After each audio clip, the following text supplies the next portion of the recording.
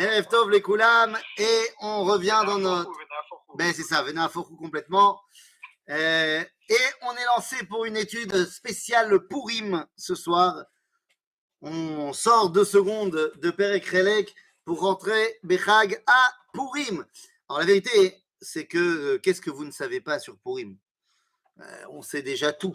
On sait déjà tout. Ceux qui font rien demain à 18h, je vous enverrai si vous voulez le link pour vous connecter à mon cours de demain sur Purim, qui ne sera pas donc du tout le même que celui qu'on va faire ce soir, mais demain, ça sera un cours uniquement historique. C'est-à-dire, on va faire l'historique de la fête de Purim.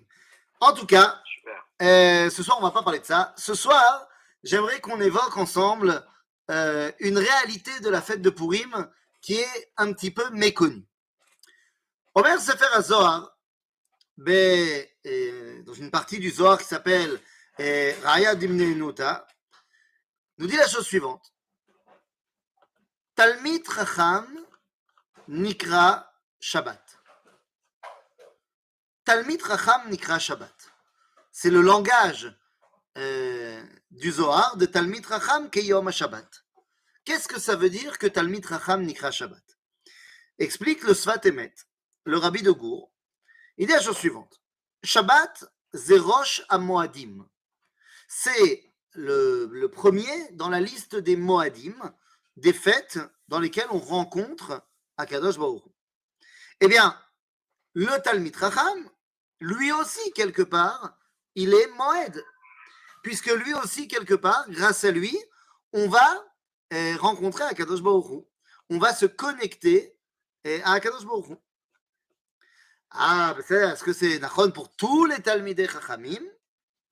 Eh bien, de la même façon qu'il y a plusieurs sortes de Moadim, il y a plusieurs sortes de Chachamim. Combien de sortes de Moadim avons-nous?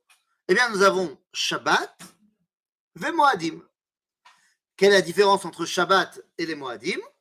Shabbat, Bara Vekaima, c'est-à-dire que Shabbat, c'est Dieu qui a créé Shabbat et on n'a pas notre mot à dire sur Shabbat. Tous les 7 jours, boum, c'est Shabbat.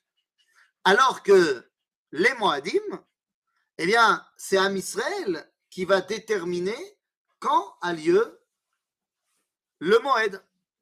Puisque c'est nous qui déterminons quand c'est Rosh Chodesh et donc qui déterminons quand c'est le Moed. De ce fait, il y a une chavivut des Moadim par rapport à Shabbat. Pourquoi? Parce qu'il y a une participation de l'homme, de Am Israël, où on devient les Yatzrane à Kedusha. Où on devient ceux qui mettent en place la Kedusha. Est-ce que là, vous me suivez? Très bien. Maintenant, a fortiori, quand on parle de Chagim, Moadim, des Rabbanan. C'est-à-dire que les Moadim des Rabbanan, c'est au carré que ce sont les Chachmei Israël qui vont déterminer la Kedusha. Parce que dans les Moadim des Horaïta, la date est fixée par Dieu et c'est nous qui déterminons quand ça va tomber cette date. Mais dans les Moadim des Rabbanan, c'est complètement nous. C'est-à-dire, c'est nous qui avons décidé quand est-ce qu'on mettait en place Purim, quand est-ce qu'on mettait en place Hanouka, quand est-ce qu'on mettait en place Yom HaAtzmaut et quand est-ce qu'on mettait en place Yom Yerushalayim. C'est-à-dire, nous dit la Gemara dans Masechet Avodah Zara, à la page 35, que ce qui est mis en place par les Chachamim, c'est Chaviv. Le lachon de la Gemara, c'est Milta de Rabbanan Chaviv. Parce qu'il y a une participation du peuple juif. Maintenant qu'on a compris ça, on peut arriver dans notre analogie. Il y a les Chagim, donc on a dit Shabbat, complètement Dieu, les Moadim, où on participe, et encore plus Moadim de Rabbanan. Pour ce qui est des Talmidei Chachamim, qui s'appellent Shabbat, eh bien nous avons également des Chachamim qui sont Miprinat Shabbat, c'est-à-dire qu'ils n'ont rien fait pour ça, Zemayesh, et des Talmidei Chachamim qui sont devenus Talmidei Chachamim. Alors, c'est qui les rabbanim qui sont Shabbat? C'est Avraham, Yitzhak et Yaakov. Avraham, Yitzhak et Yaakov, c'est les Avot. Em lo asu kloum. Dieu les a choisis pour être les Avot. Em Shabbat. Mais il y a les Talmidei Chachamim qui, par leurs actions, sont devenus les repères pour nous, à savoir Moshe, Aaron, Yosef et David. Pourquoi est-ce que je parle de Avraham, Yitzhak, Yaakov, Moshe, Aaron, Yosef et David? Nous, vous avez compris? Zeshiva ou Shpezin, Ilaïn, Kedishin. Et donc, ça tombe bien, parce que des fêtes des Horaïta, des Moadim des Horaïta, nous en avons 4. En l'occurrence, l'ironie de l'histoire a voulu que ce soit Aman qui a fixé la date de la fête de Purim. On va y revenir. Donc, des Moadim des Horaïta, on en a 4. On a Pesach, Shavuot, Sukkot et Yamim Noraim. Vous allez me dire si on est 2, Menachon, mais elles sont présentées dans un ensemble dans la Torah. Rosh Hashanah et Yom Kippourim. Et il y a également 4 Moadim des Rabbanan. Purim, Hanouka, Yom Ha'atzmaut et Yom Yerushalayim. Oui, ce sont des Moadim Yom Ha'atzmaut et Yom Yerushalayim, puisqu'ils ont été décrétés par le grand rabbinat d'Israël.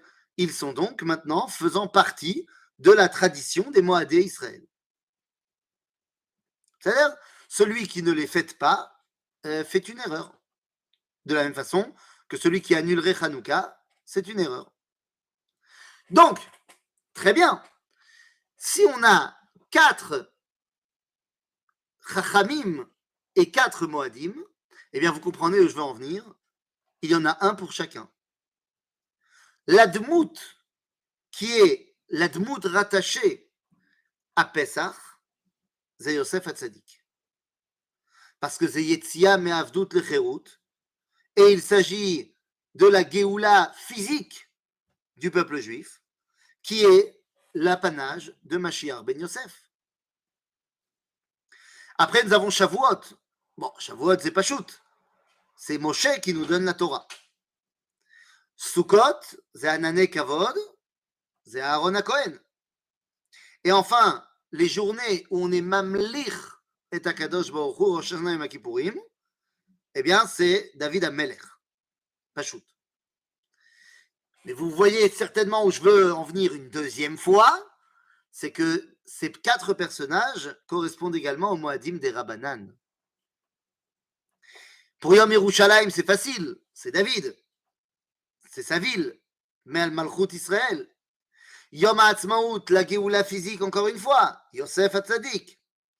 Hanouka, c'est pas shoot que c'est Aaron HaKohen, puisque toute la fête a été mise en place par les Kohanim.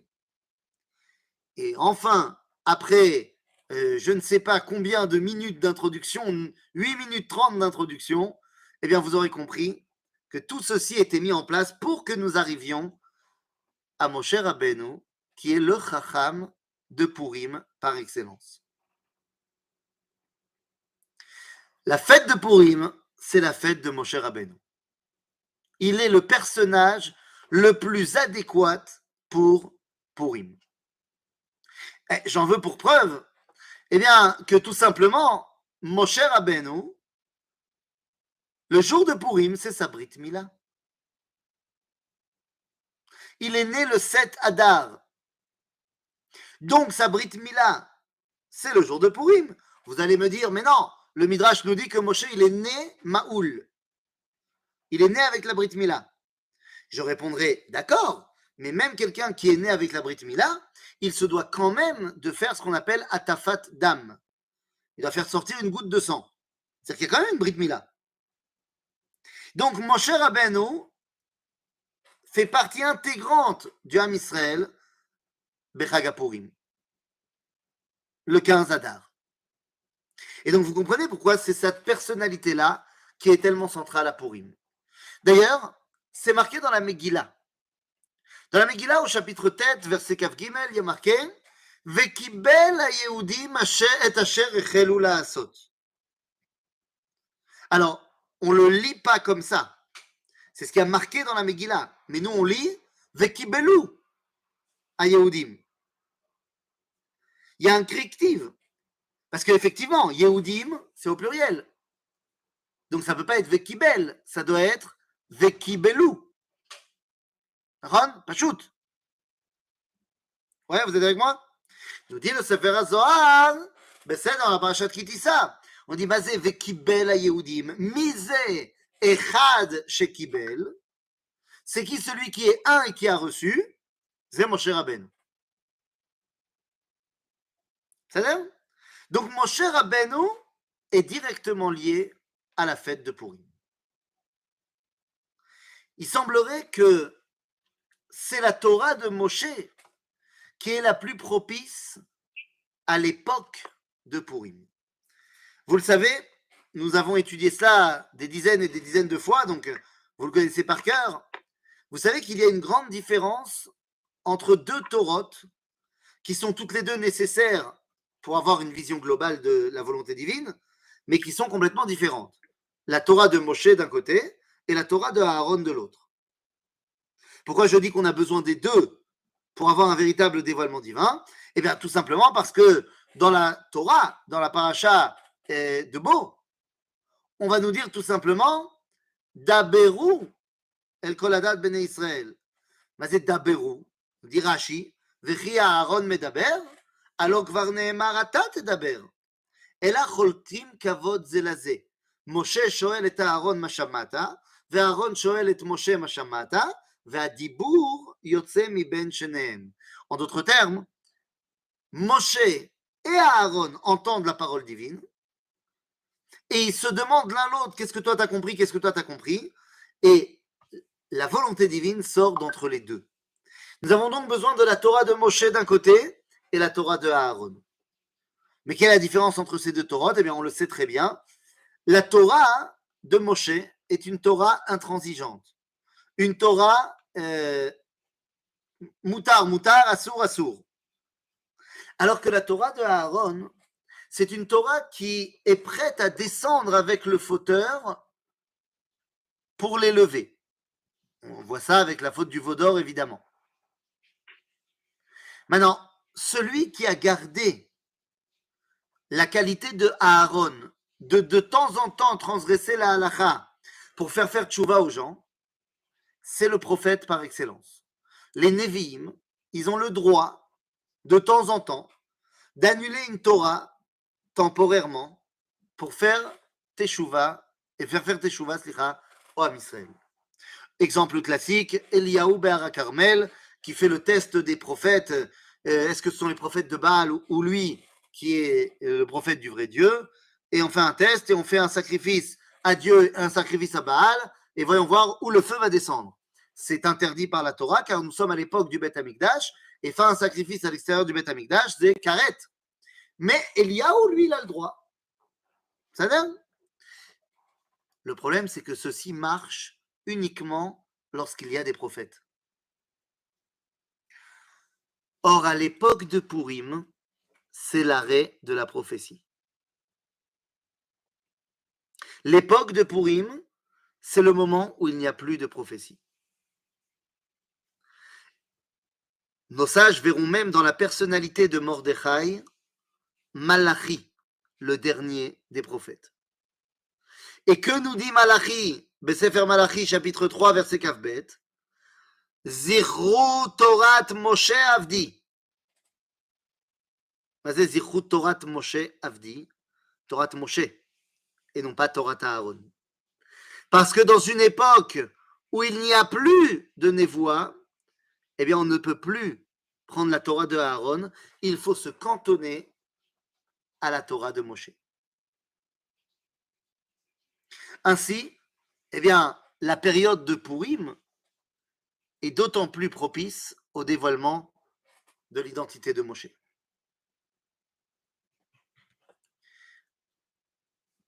C'est la raison pour laquelle, lorsque on voudra faire une dracha dans la Gemara, dans le traité de Choulin, à la page 139, là-bas, on va nous poser une question. Moshe mina Torah minayin. D'où on voit que Moshe est marqué dans la Torah. Bon, déjà, la question en elle-même, elle est complètement folle, comme si ça manquait de versets où on citait Moshe dans la Torah. Réponse de la Gemara, où est-ce qu'on peut trouver Moshe dans la Torah? Qui katouv, sauf, pas de, ouais, sauf Parashat Noach. Il y a marqué là-bas, Beshagam ou Bassar. Non, c'est ça. Sauf Parashat Bereshit, où il y a marqué là-bas, Beshagam ou Bassar. Veyu Yamav 120 Shana. Mazé Beshagam, on nous dit, Zegematria Moshe. Et qui a vécu 120 ans, c'est Moshe. Donc on voit Moshe juste avant le déluge. C'est là qu'on découvre et qu'on apprend l'existence de Moshe d'après la Torah. Seulement, la Gemara, quand elle fait cette dracha-là, hein, elle nous dit Moshe mina Torah minayin. Dans le même souffle, elle dit Ve Aman mina Torah minayin, Esther mina Torah minayin, Ve Mordechai mina Torah minayin. En d'autres termes, vous voyez bien que l'identité de Moshe est directement reliée à Aman, Mordechai et Esther, à l'histoire de Purim. Et ainsi, vous comprenez pourquoi nos sages nous disent Adar kibloua bimei Achashverosh. Qu'à l'époque de Achashverosh, on a accepté la Torah de Moshe. Ça y est, enfin on l'a accepté. Ça veut dire quoi, enfin on l'a accepté? Avant on l'acceptait pas? Tshuva, lo. Avant on l'acceptait pas. Ou du moins, on n'avait pas vraiment le choix de l'accepter ou pas. Comprenez bien un petit peu comment ça se passe au niveau historique, les amis. Au niveau historique, il faut bien se rappeler d'une chose. Depuis la sortie d'Égypte et jusqu'à Purim, t'as pas vraiment le choix d'être juif. Qu'est-ce que je veux dire par là? Une fois qu'on est sorti d'Égypte, et que donc celui qui est sorti, eh bien, toute l'histoire, il est, maintenant qu'il est là, il fait partie de notre identité nationale, qu'il le veuille après, ou qu'il ne le veuille pas. Qu'est-ce que je veux dire par là? Eh bien oui, replongez-vous dans l'époque. À l'époque du Tanakh, imaginez-vous un juif qui en a marre de faire partie du peuple juif. Où va-t-il aller? Vous croyez qu'il peut aller à Moab, à Ammon, chez les Knaanim, chez les Mitzrim, chez les Plishtim? Personne ne va l'accepter. Il y a là-bas des frontières bien définies au niveau identitaire. Et donc, une fois qu'il fait partie du clan Israël, il ne peut pas aller chez quelqu'un d'autre. Il est donc, il subit l'identité juive. Mais elle est là, qu'il le veuille ou pas. À Purim, c'est la première fois où on va pouvoir, si on le désire, s'assimiler. Et surtout à la fin de la Megillah, où on a un chef d'État qui est juif, toute ressemblance avec un cas actuel serait purement fortuit et involontaire, évidemment. Mais un chef d'État est juif, et les juifs sont bien vus à ce moment-là. Ben, quel est-il de plus facile que de s'assimiler à ce moment-là? De décider que je ne veux plus faire partie de l'identité d'Israël. Et donc, Adar Kibloua Bimei Achashverosh.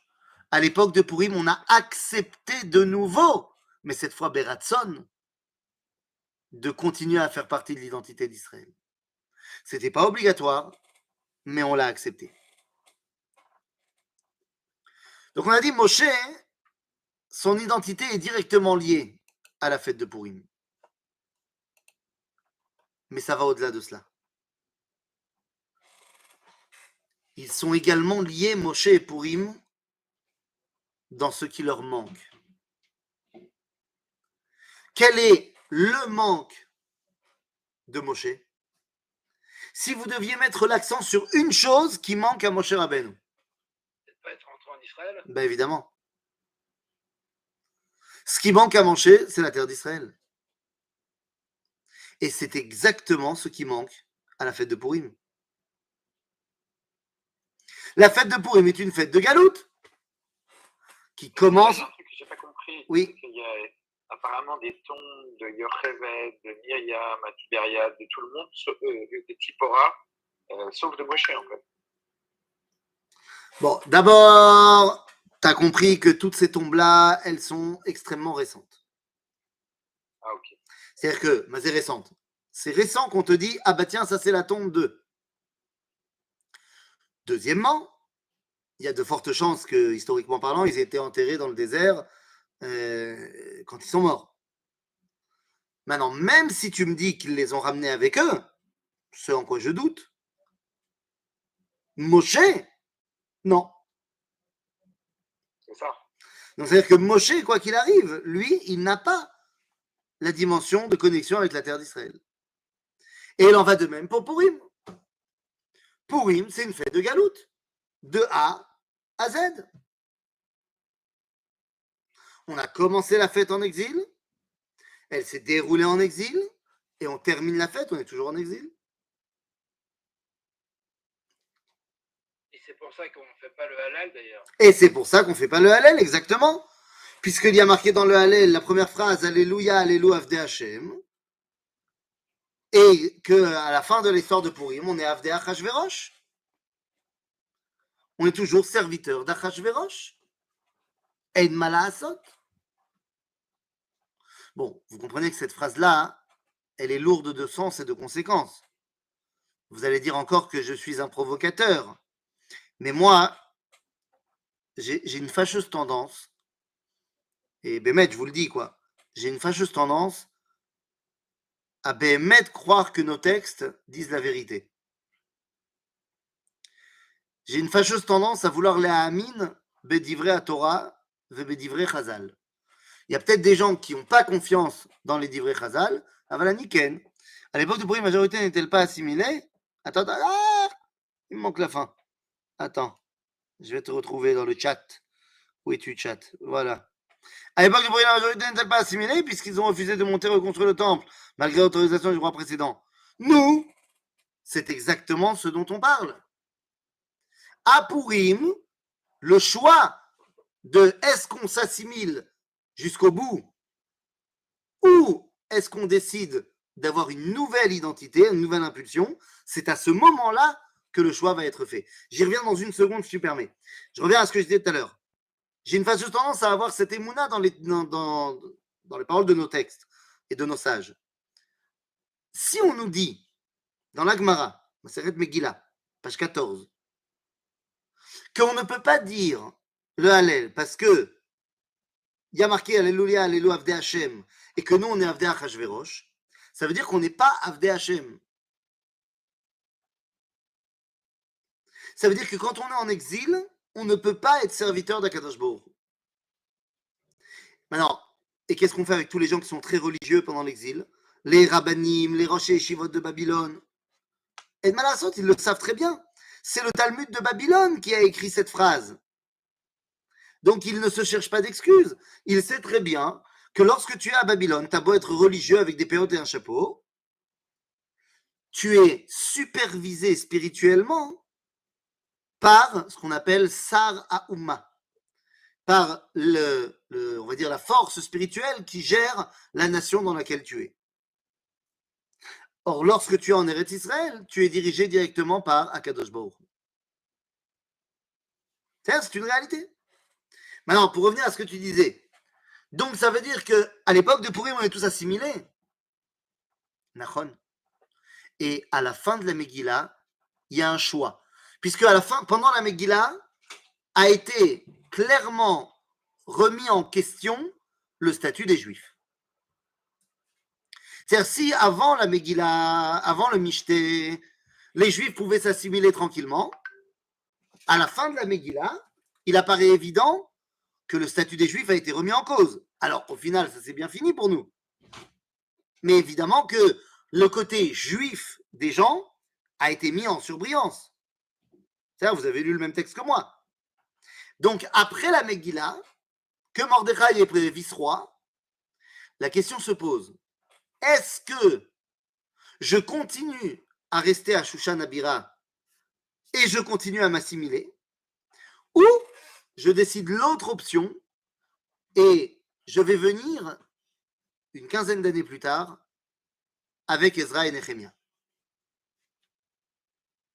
Et désolé de vous le dire, mais de ceux qui sont restés à Shushan Abira, il ne reste plus rien.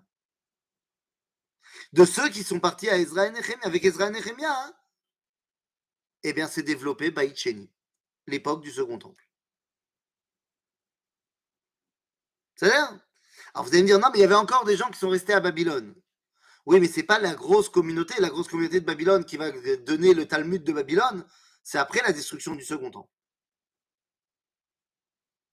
C'est-à-dire, donc, eh bien, effectivement, à Purim, on va décider ou non qu'on veut s'attacher à la Torah de Moshe. Mais j'ai dit, ce qui nous manque énormément, c'est la terre d'Israël. Et c'est la raison pour laquelle, eh bien, quelle est la halakha centrale de la fête de Purim? The halakha de Purim, et on s'en rend pas compte. Mais il y a quand même une halakha qui est la plus importante de la fête. Je vous rappelle que la fête, elle est censée nous rassembler. Or, il y a une halakha de Purim qui est la plus désassembleuse de toutes les halakhot, à savoir Mukafim ou Prazim. Vous vous rendez compte que Purim, c'est la seule fête où on ne la fait pas au même moment dans tout le peuple juif? Il y a ceux qui se plantent et qui la font le 14, et il y a ceux qui ont raison et qui la font le 15.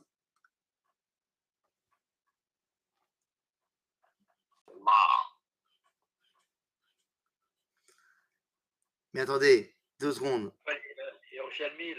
Bah écoutez, comment ça se fait? Comment ça se fait qu'on fait le 14? Moi, j'ai une explication, mais je ne sais pas si c'est la bonne. Le 14? Vas-y, dis-moi. Parce qu'on dit qu'il faut étudier la Torah en permanence. Comme on n'a pas le droit d'étudier la Torah pendant qu'on a bu et que dans le Michté, on boit, on ne peut pas étudier la Torah. Donc, c'est pour ça qu'on a divisé le peuple en deux, ceux qui sont à l'intérieur des fortifications et ceux qui sont à l'extérieur des fortifications. Comme ça, il y a toujours quelqu'un qui étudie la Torah. Tu veux pas nous faire une guématria de 68? Non, je vais te dire, il n'y a aucune obligation d'étudier, toi et moi, en permanence la Torah.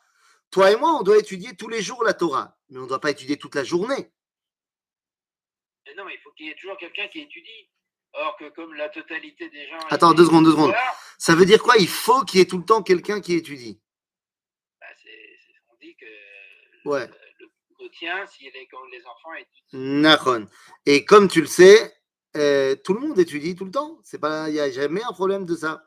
Parce que même si tout le monde faisait Purim le même jour, disons que, comme pour toutes les autres fêtes, on fait Purim le même jour. C'est-à-dire, bah, il y a le décalage horaire. Donc le Michté à New York, il ne sera pas au même moment que le Michté à Jérusalem. Ouais, ah Israël, Ah ouais, mais on est en Israël. Rabota, la raison, c'est pas ça la raison officielle. Hein. La raison officielle, c'est que tout simplement, le 14, bah, c'est à l'époque de Shushan. C'est le jour où les Juifs dans le monde se sont reposés, parce qu'ils ont fait la guerre le 13. Sauf qu'à Shushan, ils ont demandé de continuer à battre leurs ennemis le 14, et donc le 15, ils se sont reposés. Seulement, quel rapport avec la halakha en elle-même? Puisque la halakha nous dit que qui va faire le 15? Les villes fortifiées depuis l'époque de Yehoshua bin Nun, depuis notre entrée en Israël. Quel rapport avec Shushan? Eh bien, nous dit le Rambam, la loi du 15 Adar, c'est qu'aider la tête kavod le Eretz Israël shaita chareva ba'etaï. C'est uniquement pour donner du kavod à la terre d'Israël. Ze ha'inyan shel Purim.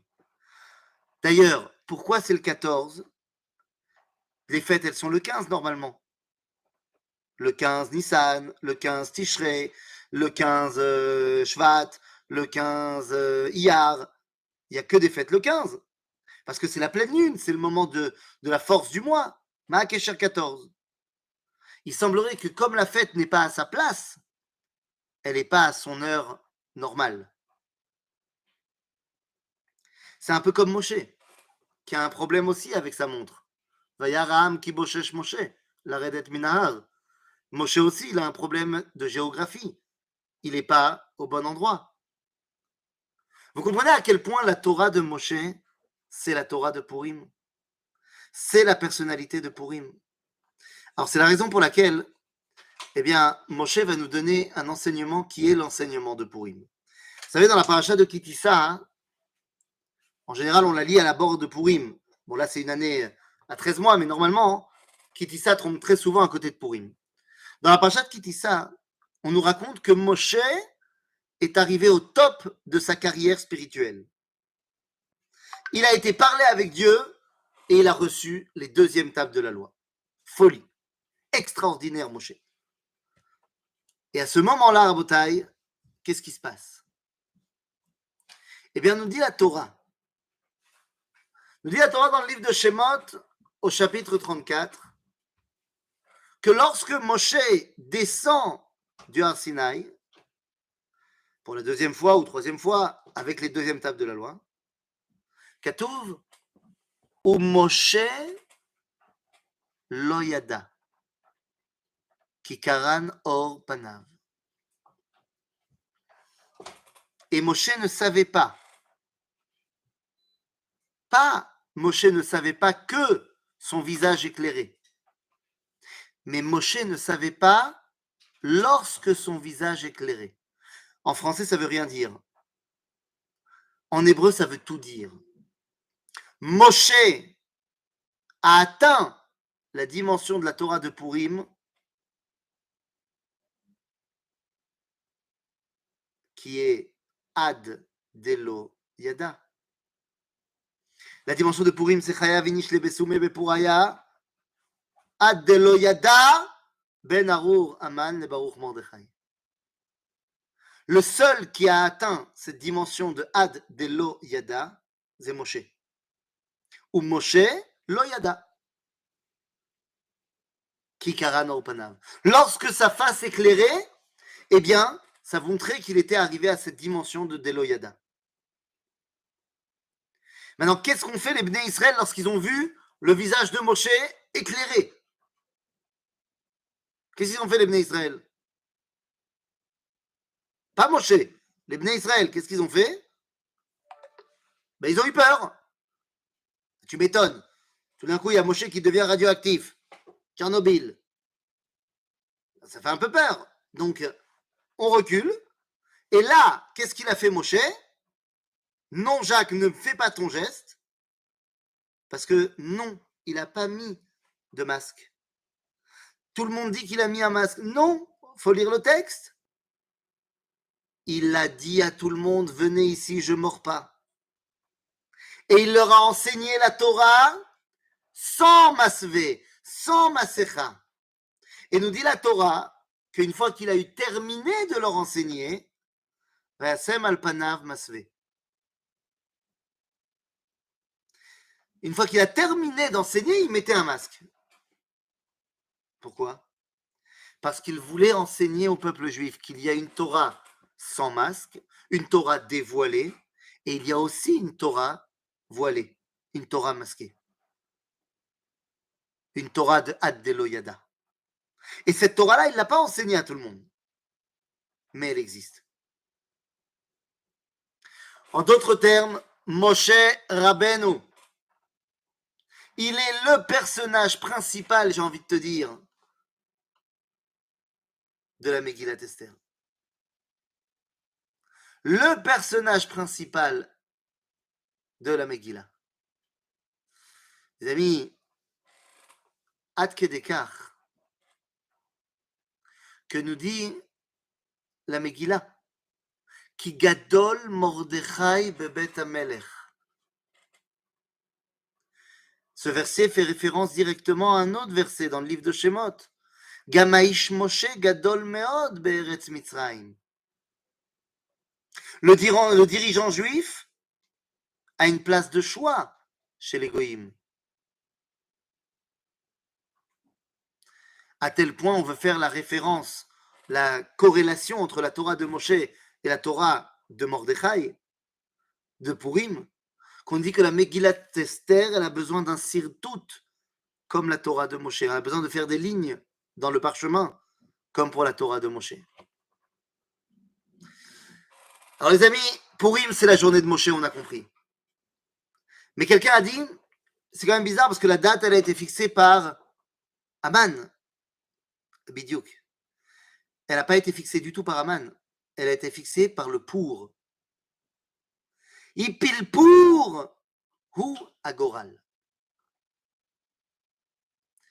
Il a fait un tirage au sort. Et ce qui est sorti, bah c'est sorti. D'accord ?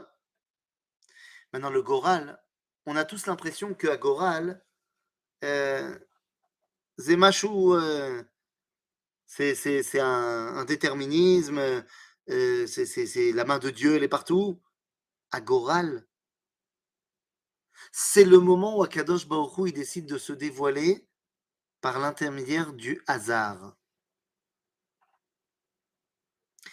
Et c'est le moment où Moshe Rabbeinu va enseigner la Torah qui ressemble à celle de Purim. C'est quoi la Torah qui ressemble à Purim? C'est Yom HaKippurim. Kepurim, comme Purim. Et dans la Torah de Yom HaKippurim, on nous dit qu'il faut prendre Shne Seirim et il faut mettre des Goralot. Goral Echad l'Hashem ve Goral Echad l'Azazel. C'est Purim. Pour, ça veut dire Goral. Et il y en a deux des pour. C'est Purim. C'est Goral Echad l'Hashem ve Goral Echad l'Azazel. De la Torah de Moshe. Pour que tu comprennes à Purim que lorsque Moshe il nous a enseigné la loi de Seir l'Azazel, lorsque Moshe nous a enseigné la loi d'un côté on se calque avec Akadosh Baruch Hu et de l'autre, eh bien on comprend que les forces négatives, elles viennent aussi d'Akadosh Baruch Hu. Eh bien c'est ce qui nous permet de faire Purim et de dévoiler la Kedusha qu'il y a dans Mordechai et Esther et quelque part la Kedusha qui sort de Haman et de ses plans. Zé à Torah shel Moshe. Zé à Torah shel Purim. Purim, c'est la fête où on s'est décroché, détaché complètement de tout ce qu'on pensait savoir. Et on a laissé Akadosh Baruch Hu reprendre les commandes. Yesh mikre, il y a des coups de bol. Comme disait Albert Einstein, le hasard, c'est la façon que Dieu a de se dévoiler incognito. Zeh Chag HaPurim. Et c'est exactement également ce que nous vivons aujourd'hui. Avec le remue-ménage, que ce soit le Covid, que ce soit la guerre en Ukraine, on pensait être les maîtres du monde, dominer notre monde complètement. Et Akadosh Baruch Hu nous rappelle que non, finalement, c'est lui qui gère. De manière complètement naturelle, sans miracle. C'est lui qui gère complètement et qui va décider de la prochaine étape. Mais il nous laisse complètement à nous le soin de participer à cette prochaine étape. Zé à Torah shel Purim, Zé à Torah shel Moshe, c'est notre Torah et c'est à nous de mettre ça en pratique cette semaine. Be'ezrat Hashem, Chag Sameach Lekulam. Merci d'avoir visionné cette vidéo. Je vous invite à vous abonner à notre chaîne InMode pour plus de replays, de conférences, de cours, d'interviews. Cliquez sur le bouton juste ici et vous êtes abonné à l'InMode. À très bientôt.